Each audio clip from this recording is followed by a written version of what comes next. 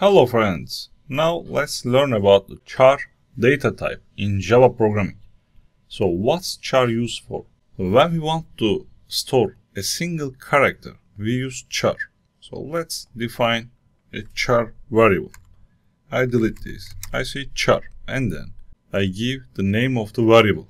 I say letter equals to, in char that includes single character, I use single quotes. Okay.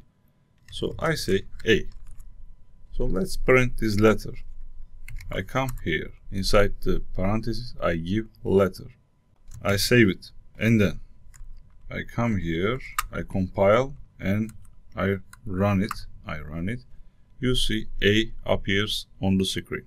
So if we try to assign more than one character, so let's do it. I say A and B. As you see, an error appears. Invalid character constant, because char allows us to define a single character. For defining more than one character, we will use string. We will see it in the next lesson. That's the difference. We use char for one character. We use string for multiple characters. Okay, great.